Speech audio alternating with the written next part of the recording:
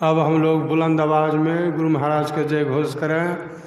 श्री सद्गुरु महाराज की जय। श्री सद्गुरु महाराज की जय। श्री सद्गुरु महाराज की जय।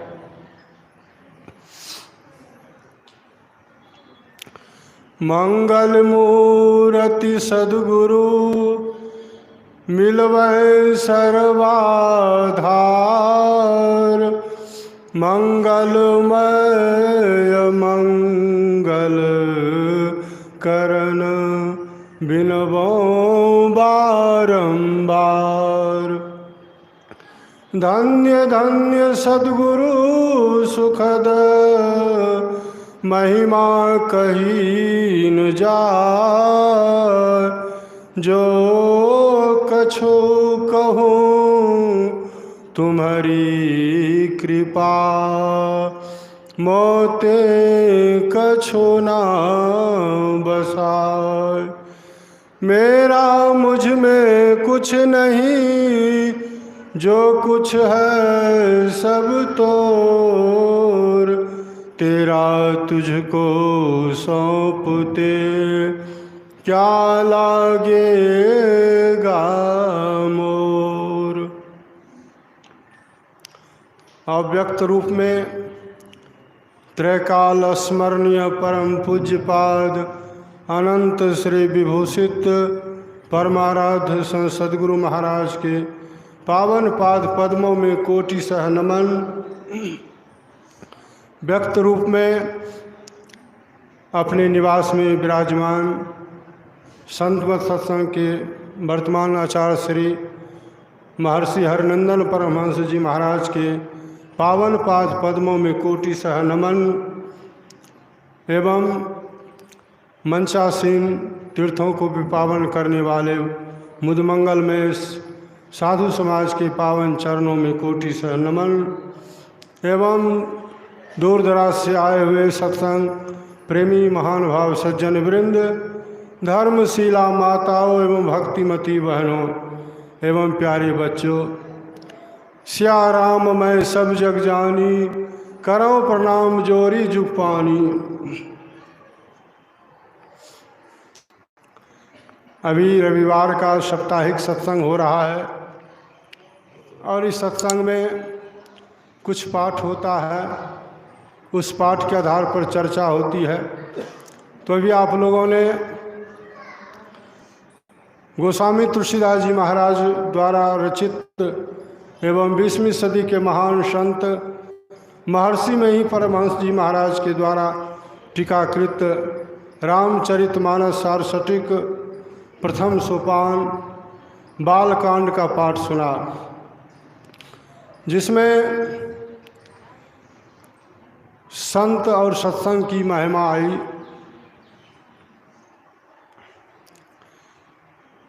अभी सुने गोस्वामी तुलसीदास जी महाराज वर्णन करते हैं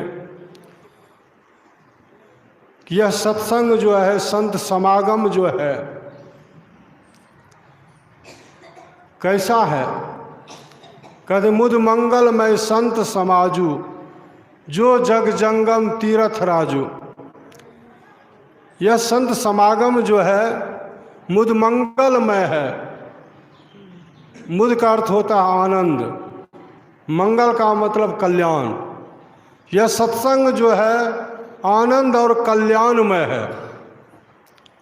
यदि आनंद और कल्याण चाहते हैं तो जब तक सत्संग नहीं करेंगे तो आनंद और कल्याण होने वाला नहीं है। और यह एक चलता फिरता तीर्थराज है। एक तीर्थराज तो आप लोग गए होंगे कभी, जो कि उत्तर प्रदेश में है, प्रयागराज। वहाँ पर त्रिवेणी संगम है, तीर्थराज है। तो वहाँ पर आप जाएंगे तो देखेंगे कि एक तरफ जो है गंगा जी की धारा आती है और दूसरे तरफ से जमुना की धारा। और दोनों का पानी जो है ना दो रंग का है। गंगा की धारा जो आती है उसका साफ पानी है, लेकिन दूसरे तरह के जमुना की धारा जो आती है वह मटमैला की तरह है। मैं एक बार गया था वृंदावन, मथुरा, तो मैं वहाँ गया तो बहुत दिनों से, एक दो दिन से स्नान नहीं किए थे। सोचे कि जमुना में स्नान करेंगे। पुल पार कर रहे थे तो देखा कि जमुना का जो पानी है ना बहुत काला है, एकदम लगता है गंदा पानी है, कैसे नहाएंगे। लेकिन स्नान करना जरूरी था। गए किनारे, जमुना किनारे, तो वहाँ जब किनारे गए पानी को मैंने गौर से देखा नज़दीक से, तो साफ पानी, गंदा नहीं था।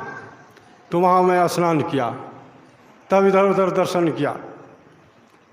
तो वही कहते हैं जो जमुना है ना, उस कालिंदी उसको कहते, काला पानी होता है। तो इस तरह से साफ पानी और काला पानी दिखाई पड़ता, यानी गंगा की धारा और जमुना की धारा। और बीच में कहते हैं कि सरस्वती की धारा है, लेकिन वह दिखाई नहीं पड़ती है। वहाँ के एक बार मैं गया था स्नान करने के लिए, तो पंडा लोग जो है ना बीच में जो है चौकी लगा दिए थे, दोनों धारा के बीच में। और यहाँ से केवट जो है मल्लाह लोगों को चढ़ा करके नाव पर और वहीं पर चौकी पर उतार देता था और कहते यहीं पर स्नान कीजिए, यहीं त्रिवेणी है। तो वही कहते, तो मैंने देखा दो धारा है, लेकिन एक धारा कहाँ है, सरस्वती की धारा। तो पूछा वहाँ के पंडा से, तो कहा कि बाबा वह दिखाई नहीं पड़ता है, वह अंतः सलीला है, यही त्रिवेणी संगम है। तो मैंने स्नान किया। तो कहने का मतलब वहीं पर जो है कहते हैं वहाँ जो त्रिवेणी धारा में जो स्नान करते हैं, कहते हैं कि सब जो है पाप दूर हो जाते हैं, जो भी विकार है वह दूर हो जाता है। लेकिन संत महात्माओं ने कहा, वेद शास्त्र में आया, वह तो बाहर की त्रिवेणी संगम है, वहाँ स्नान करिएगा तो भले आपका शरीर साफ हो जाएगा, पवित्र हो जाएगा, लेकिन आपका मन साफ कभी नहीं होगा, मन का पाप दूर नहीं होगा। यदि मन के पाप को दूर करना चाहते हैं, सारे विकार को, काम क्रोध लोभ मोह मद मात्सर्य या छठ विकार को हटाना चाहते हैं, सब पाप को हटाना चाहते हैं, तो यह जो सत्संग रूपी त्रिवेणी है यहाँ पर स्नान कीजिए, यहाँ गोता लगाइए, मनयोग पूर्वक सुनिए सत्संग के वचनों को। यहाँ यदि स्नान करेंगे तो सब पाप दूर होगा, सब विकार दूर होगा। सत्संग में आइए। और यहाँ भी इस सत्संग को भी त्रिवेणी कहा। चलता फिरता यह तीर्थराज है, आज यहाँ कल वहाँ परसों वहाँ, सब ही सुलभ सब दिन सब देशा, सेवत सादर समन कलेसा। आज यहाँ कल वहाँ परसों है, इस तरह से होते रहता। संत महात्मा इधर उधर जाते रहते हैं और अमृतमयी वाणी सुनाते रहते हैं, तो सब जगह होता है। और जो सत्संग के वचनों को सुनते हैं, सेवन करते हैं, उसका कहते हैं सब क्लेश नहीं शेष हो जाता है। इसलिए सत्संग में डुबकी लगाइए, रोज सत्संग कीजिए। इसलिए गुरु महाराज का उद्घोष है, सत्संग नित्य और ध्यान नित्य, रहिए करत संलग्न हो, बेविचार चोरी नशा हिंसा झूठ तजना चाहिए। सत्संग में आइए। और यहाँ पर कहते हैं यहाँ भी त्रिवेणी संगम है, यहाँ भी 3 धारा है। अभी सुने पाठ में, राम भगत जह सुर सरि धारा, सरस सई ब्रह्म विचार प्रचारा, विधि निषेध में कलिमल हरणी, कर्म कथा रविनंदनी वर्णी। यहाँ भी कहते हैं परमात्मा के दो प्रकार की भक्ति है, एक सगुण भक्ति और एक दूसरी निर्गुण भक्ति। तो यदि हम राम भगति जह सुर सरिधारा, राम के सगुण भक्ति की लीला को सुनते हैं, सगुण भक्ति की चर्चा सुनते हैं सत्संग में, तो समझिए गंगा जी में डुबकी लगा रहे हैं, गंगा जी में स्नान कर रहे हैं, गंगा जी की धारा में। राम भगति जह सुर सरिधारा, सरसई ब्रह्म विचार प्रचारा। और कहते हैं जो अंतः सलीला है सरस्वती मैया, वह दिखाई नहीं पड़ती है। यदि हम निर्गुण भक्ति की चर्चा सुनते हैं, यह गुप्त विचार है, यह गुप्त भेद पाना किसी ग्रंथ से है असंभव, समझ लो किसी संत से समझना पड़ेगा। तो यदि निर्गुण भक्ति की चर्चा यदि सुनते हैं तो समझिए सरस्वती की धारा में डुबकी लगाते, जो अंतः सलीला है, गुप्त है। और तीसरी धारा है जमुना की धारा, वह क्या है?